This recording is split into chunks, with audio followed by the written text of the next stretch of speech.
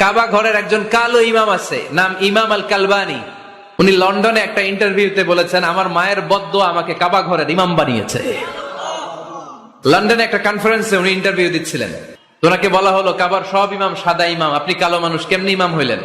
উনি বললেন, আমার মায়ের বদ্দোয়া আজকে আমাকে কাবা ঘরের ইমাম বানিয়েছে। উনি বললেন, আমি ছোট্টবেলা অনেক বদের হাড্ডি ছিলাম, আমার মতো দুষ্ট আমার এলাকায় কোনো ছেলে ছিল না।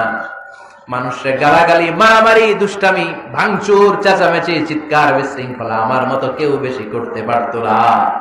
কিন্তু আমার মা ছিল অনেক বড় আল্লাহওয়ালা। আমার মা জানতেন আল্লাহর কাছে দোয়া করার কত বড় পাওয়া। আমার মা যখন আমার উপর রেগে যেতেন, আমার মা জানতেন রাগের মাথায় বদদোয়া দিলে বদদোয়া কবুল হয়ে যাবে। এজন্য যখনই আমি বেশি দুষ্টামি শুরু করে দিতাম, আমার মা রেগে আমারে বদদোয়া দিয়ে বলতেন, আল্লাহ তোরে হেদায়েত দেখ, আল্লাহ তোরে কাবা ঘরের ইমাম বানায়া দে। কাবা ঘরের একজন কালো ইমাম আছে, নাম ইমাম আল কালবানি। উনি লন্ডনে একটা ইন্টারভিউতে বলেছেন, আমার মায়ের বদদোয়া আমাকে কাবা ঘরের ইমাম বানিয়েছে। লন্ডনে একটা কনফারেন্সে উনি ইন্টারভিউ দিচ্ছিলেন। ওনাকে বলা হলো, কাবার সব ইমাম সাদা ইমাম, আপনি কালো মানুষ, কেমনি ইমাম হইলেন? উনি বললেন, আমার মায়ের বদদোয়া আজকে আমাকে কাবা ঘরের ইমাম বানিয়েছে। উনি বললেন, আমি ছোট্টবেলা অনেক বদের হাড্ডি ছিলাম, আমার মতো দুষ্ট আমার এলাকায় কোনো ছেলে ছিল না।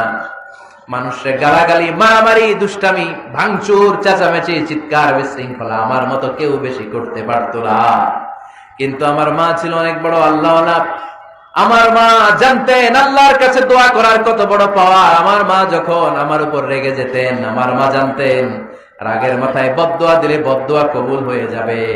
এজন্য যখনই আমি বেশি দুষ্টামি শুরু করে দিতাম, আমার মা রেগে আমারে বদদোয়া দিয়ে বলতেন, আল্লাহ তোরে হেদায়েত দেখ, আল্লাহ তোরে কাবা ঘরের ইমাম বানায়া দে।